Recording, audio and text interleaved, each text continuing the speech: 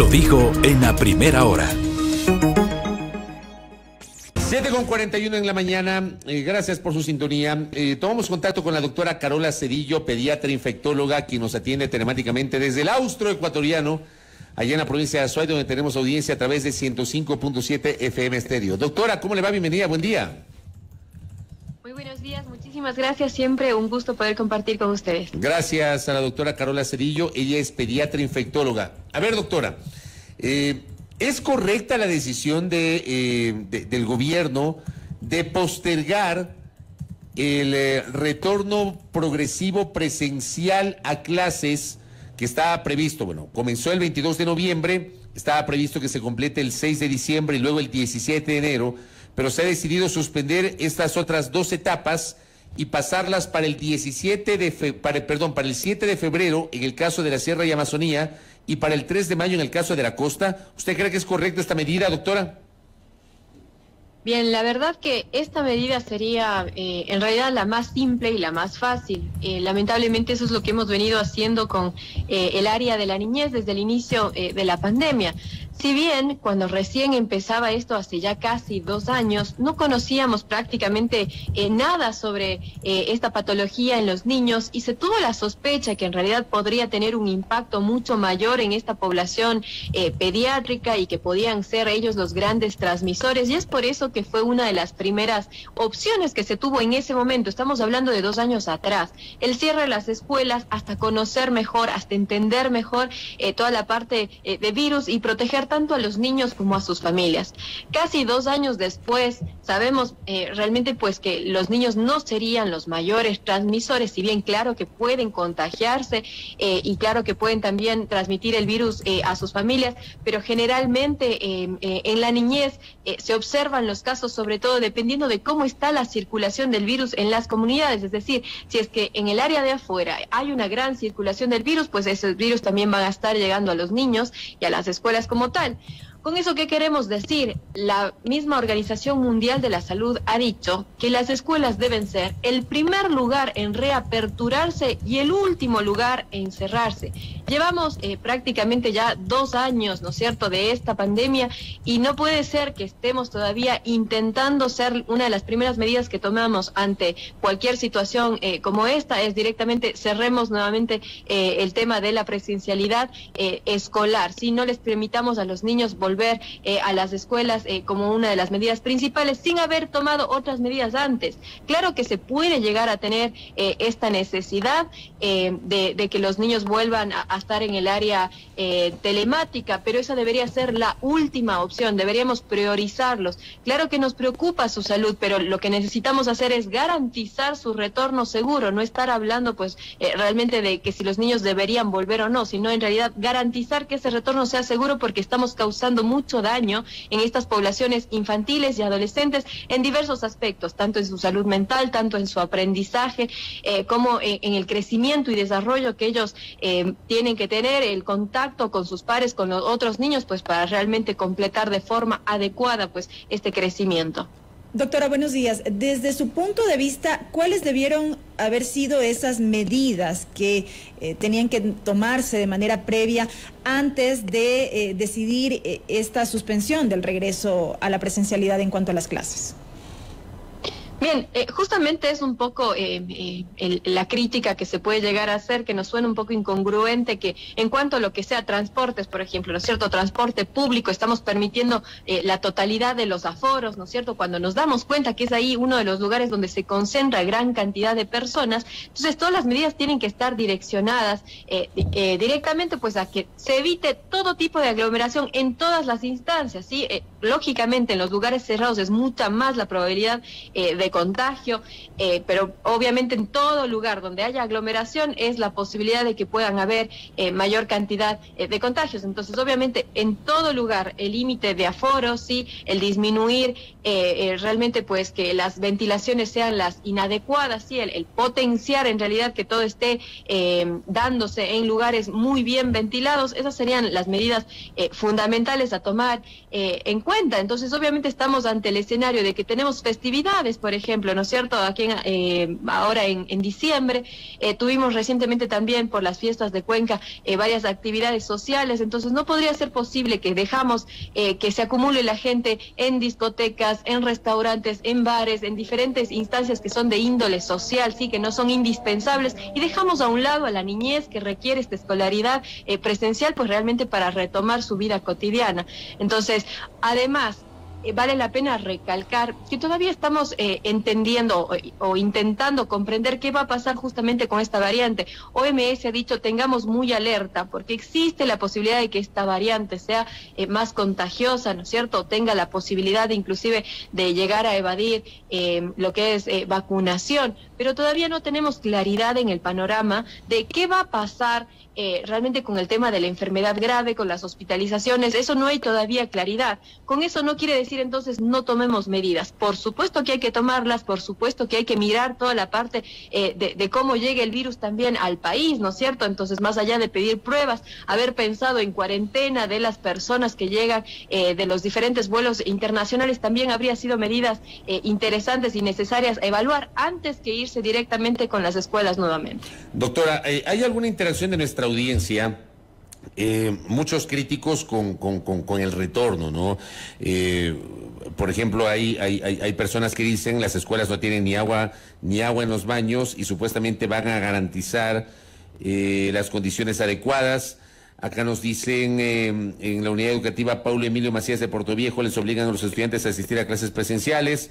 Por acá también nos dicen no es seguro, no hay distanciamiento, los profesores no tienen mascarilla, etcétera.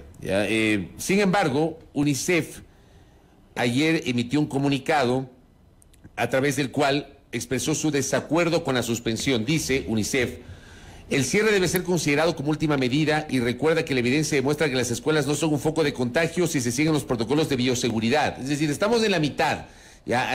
Tenemos este comunicado de UNICEF que dice que no se debería suspender, pero hay muchos padres de familia preocupados por las condiciones sanitarias a nivel educativo, doctora. Y tienen razón los padres de familia en tener esa preocupación, es legítima la preocupación, pero el punto que realmente es importante que consideremos y poner a la mesa de debate, a conversar entre todos nosotros para buscar las soluciones, es que esto no va a ser una situación de que ya se termina por ahí en 1 o 2 meses o en febrero se soluciona toda la situación de pandemia. Estamos ya casi 2 años y es incierto el futuro del tema de las variantes de COVID-19 y cada vez pueden ir apareciendo diferentes situaciones, por ende no podemos esperar, ¿no es cierto?, a que realmente ojalá haya en algún momento las mejores condiciones, sino en realidad generarlas. Vamos a tener que exigir eso, que en las escuelas por supuesto tiene que haber el agua, el acceso al jabón y sobre todo ese acceso a la ventilación necesaria de esas unidades educativas para que no se conviertan realmente en lugares donde puedan haber contagios. Adicionalmente, estas otras medidas de mirar que los niños no estén aglomerados también en las escuelas.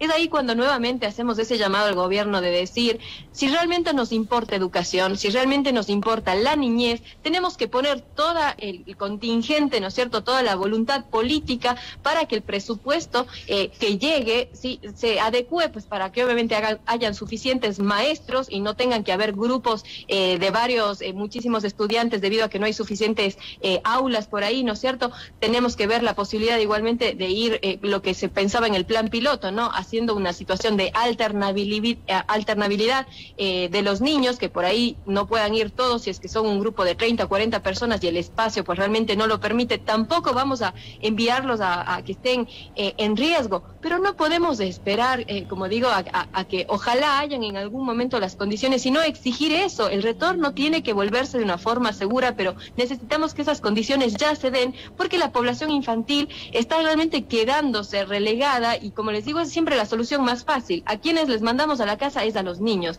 y ellos son los que están sufriendo ya las consecuencias, no solo en el nivel educativo, sino en el nivel que decíamos de desarrollo, de crecimiento y sobre todo en su salud mental como tal, que les hace falta el jugar. O sea, esa es parte fundamental de la niñez, el tener esa cercanía con sus pares, igual de los adolescentes. Estamos hablando de generaciones que pueden tener problemáticas muy importantes más adelante debido a que somos simplistas simplistas al momento de decir, bueno, no hay las condiciones, cerremos las escuelas y con eso no pasa nada. Sí pasa, no estamos viendo el impacto mayor probablemente en este momento, pero será en cuestión de poco tiempo, de años, que veamos la magnitud de la situación en la niñez y en la adolescencia que estamos dejando con estas medidas siempre enfocados hacia ellos, de no permitirles ese retorno. Para usted, doctora, ¿qué implica ese retorno seguro de manera que sea efectivo? Bueno, la efectividad quiere decir en toda instancia, en todo lugar, tiene que haber acceso a agua y jabón, entonces necesitamos que realmente estén dotados los lugares de las baterías sanitarias como tal. En segunda instancia, necesitamos que las aulas tengan que estar con adecuada ventilación. Eso conversábamos en algún momento con los padres también de familia, con los profesores, que habían algunos lugares que no tenían esa posibilidad de ventilación suficiente. Entonces hay que hacer que las medidas se vuelvan efectivas, es decir, si yo no tengo ventanas en ambos lados, no tengo puertas, ventanas donde pueda cruzarse realmente de esa manera la ventilación y garantizarme que en ese lugar no se esté estancando el aire, tendría que haber una alternativa si no tengo otra forma, ¿no es cierto?, de dar clases en forma de manera ventilada. ¿Cuáles son las alternativas? Inclusive tendríamos que pensar en que haya filtros de aire para que de esa manera no se concentre y no se vuelva peligrosa la situación de los niños. Igual tendría que haber los espacios suficientes para que no se aglomeren, como decíamos. Entonces ahí vienen alternativas. Si yo no tengo la posibilidad, porque mi aula es pequeña y no puedo construir otra escuela ahora mismo, bueno, en todo caso puedo alternar a los niños, puedo alternar a los horarios, puedo alternar los días que ellos van, pero de esa manera tener ya un contacto más cercano con la mayor cantidad de niños y que vuelvan a estar en contacto escolar. Se conoce que las escuelas no son únicamente para el aprendizaje, sino también son un medidor para saber, para tener la cercanía con esa niñez, porque sabemos que también en Ecuador, en Latinoamérica, tenemos altos índices, ¿no es cierto?, también inclusive de violencia dentro de los hogares. Entonces es una de las formas que se tiene el contacto y el lugar cercano para saber pues que esa niñez anda de mejor manera, o que anda pues realmente con un control adecuado. Entonces es por eso que necesitamos promover esos retornos seguros, al igual que decíamos en algún momento, promover que el momento en que se movilizan no pueden estar en forma amontonada, aglomerada en esos buses, en esos transportes. Es ahí que necesitamos que todos los organismos competentes al respecto vigilen qué es lo que está pasando en el momento en que los niños van a las escuelas, cómo están los buses, cómo están pues realmente aglomerados o no, o ir inclusive a las escuelas, los niños están respetando pues el nivel de ventilación, pueden tener ellos medidores de CO2, saber si en las escuelas se están cumpliendo todas estas situaciones. Esa sería pues la obligación que tendríamos que estar exigiendo, más allá de pensar, bueno, no les mandemos a clases. Oiga, doctora, con las experiencias que se han dado del retorno progresivo, en su momento actividades escolares, ¿hay algún tipo de evidencia o certeza de contagios en niños, niñas y adolescentes en establecimientos educativos? No sé si tenemos cifras o usted tiene referencias en este sentido, doctora. La verdad que aquí en Ecuador es siempre difícil conseguir al menos los datos. Sí, netamente por la experiencia del trabajar con niños, conocemos que claro que hay contagios, sí, dentro de las escuelitas. Sí, si me preguntan un número específico, realmente aquí en Ecuador... Pero sí se han dado, o sea, podemos certificar que sí se han dado. Claro, sí hay contagios a nivel de las escuelitas, o sea, eso es realmente pensar que no va a suceder sería irreal. Lo que sí sucede es que no podemos decir que la escuela sea el foco de contagio como tal, cuando nos damos cuenta, como les decía en algún momento, en que todo depende de cómo llega a la escuela el virus, todo depende de cómo está en la comunidad, qué tanta circulación hay. Si nosotros como padres de familia estamos saliendo, estamos yéndonos a reuniones por ahí sociales, a eventos donde perdemos la posibilidad de utilizar la mascarilla, toda la bioseguridad, y empezamos a contagiarnos, somos nosotros los adultos los que llevamos los virus a nuestras casas, los que contagiamos contagiamos después a los niños, y pues los niños que se contagian, como tienen una sintomatología generalmente menor que la del adulto, pues llega a la escuelita y también puede contagiar a otros niños. Entonces, claro que está constatado que se producen contagios también en esta población infantil, y por eso necesitamos garantizar lo que decíamos, esta ventilación, que ellos utilicen la mascarilla el mayor tiempo posible. Ya sabemos que los niños no les podemos exigir que al 100% utilicen totalmente bien estos recursos de mascarilla, que estén siempre distanciados. Entendemos que son niños y que pueden equivocarse, aunque ellos han hecho un gran esfuerzo y se han ido adaptando a esta nueva realidad.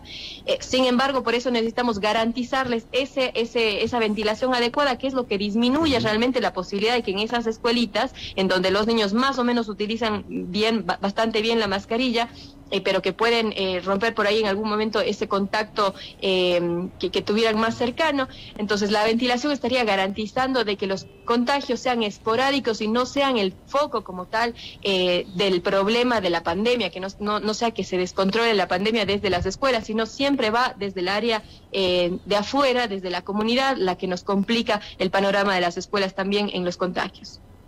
Doctora, si bien la presencia de esta nueva variante es nueva, valga la redundancia, y se están empezando a recopilar datos, información, ¿qué información justamente se tiene respecto de su presencia de los contagios, más que nada en menores de edad?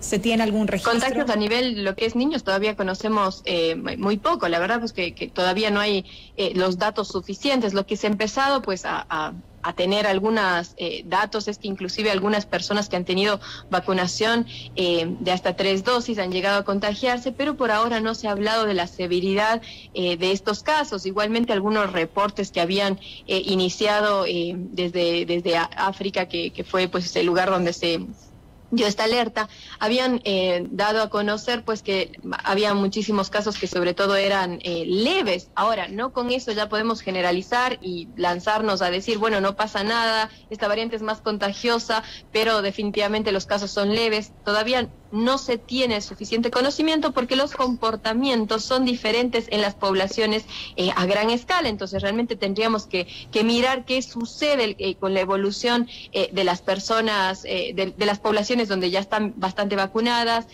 o cuando ya realmente hay un contagio masivo como tal. Por ahora tenemos muy pocos datos, entonces generalizar y subdimensionar lo que puede llegar a pasar con esta variante estaría mal, pero también está mal caer realmente en el alarmismo de que es necesario tomar tantas medidas como el cierre de las escuelas directamente, si es que no tenemos todavía información suficiente que nos haga tener esa necesidad de que sea la escuela la que tenga que afectarse. Como decíamos, debería ser la última en cerrarse, y mejor lo que debemos propender es garantizar los retornos seguros, porque esto todavía es una situación que no sabemos cuándo se va a terminar, es muy incierto y no podemos esperar que sea 1 año más, 2 años más la población infantil la que sufra esta problemática. Tengo un aporte que nos escribe Carmita Aliaga, que es una de nuestras oyentes, que siempre tiene la gentileza de sintonizar nuestros espacios. Dice, le dice a la doctora Cedillo: doctora, ¿pero se da cuenta de las condiciones en las que viven la mayoría de los niños? Las escuelas fiscales, como están, si no hay arreglos básicos, que se laven las manos a cada rato, pero si no tienen ni en la casa para lavarse con jabón y agua, pero en las escuelas, ¿quién pone para el aseo? Los mismos padres, y si han perdido el trabajo, y si son del grupo, digamos ahí, dice, si han perdido el trabajo, no mismo, ven más que una realidad. Habla justamente de las condiciones. Mire lo que dicen los científicos en Alemania, nos dice, y estamos en Ecuador. Es un aporte, digamos, para el debate, lo que está comentando nuestra internauta y oyente, doctora. Y yo le doy toda la razón al decir en que realmente hay condiciones súper difíciles en nuestras poblaciones, y más aún en áreas rurales, en los sectores que se encuentran más empobrecidos y que están golpeados con mayor razón ahorita durante la pandemia. Entonces, el punto al que yo quiero realmente poner sobre la mesa y obviamente pedir pues que todos pensemos en cuál puede ser la posible solución es realmente no nos quedemos conformes con el hecho de que los niños se queden en la casa es la solución para esta niñez, porque hay otros problemas muy grandes de por medio. Yo sé que no estamos en Alemania, estamos Latinoamérica y sumamente golpeada, específicamente el área trabajadora del Ecuador, pero entonces es ahí donde necesitamos de exigir que la voluntad política esté muy direccionada a la niñez, porque es una prioridad. Entonces, cuando hablamos de voluntad política, hablamos los presupuestos deben estar más que nunca direccionados hacia educación, hacia el tema de salud, pues para que no se vean las realidades que estamos teniendo, no solo en educación, también en salud. Estamos oyendo a diario la problemática de un sector tan golpeado que no tiene acceso a medicinas suficientes, ¿sí? Y a veces nosotros estamos direccionando toda la crítica hacia las personas que están directamente, los funcionarios, cuando en realidad lo que hace falta cuestionar es la política pública, que no está por ahí aportando lo suficiente para poder sacar adelante a estas poblaciones que se encuentran tan afectadas y que necesitan regresar. Necesitamos hablar en este momento ya de equidad. Cuando hablamos de equidad necesitamos darle a este sector que está tan golpeado, sí, el impulso suficiente para que ellos puedan retornar a las escuelas, por ejemplo, puedan tener el acceso a salud como tal. De lo contrario, estamos volviéndonos una sociedad totalmente elitista. ¿Qué quiere decir eso? Pues que ahorita, por ejemplo, la población que está pudiendo regresar sobre todo a las escuelas, ha sido bastante de la población, al menos en forma segura, la población que tiene educación privada, porque en la educación privada han habido la posibilidad de hacer varias adecuaciones para que ese retorno sea más seguro, versus el área pública que necesita esta inyección de todos los esfuerzos, pues para que puedan ellos también tener ese acceso, sino simplemente porque un niño, una niña, un adolescente no tiene recursos suficientes. Entonces, bueno, qué lástima que no pueda asistir a clases. No puede ser ese el concepto que llevemos, sino en realidad veamos la forma en cómo la voluntad pública se hace presente para que se garanticen los derechos a todos los niños, niñas, adolescentes que todos nos importan. Doctora Cedillo, gracias por el tiempo y por sus aportes desde su conocimiento como pediatra infectóloga a lo que está pasando con el tema sanitario. Muy gentil, doctora. A ustedes, muchísimas gracias a ustedes. Gracias, la doctora Carola Cedillo, pediatra infectóloga, aquí en A Primera Hora. Al volver, nuestro resumen y luego estaremos abordando los temas vinculados a la erradicación de la desnutrición infantil, porque esta semana hubo decisiones, hubo unos anuncios de aumentar el presupuesto en ese sentido. Más adelante aquí en A Primera Hora por Sonorama, la gran señal nacional. Primera plana, todas las noticias, todas las voces.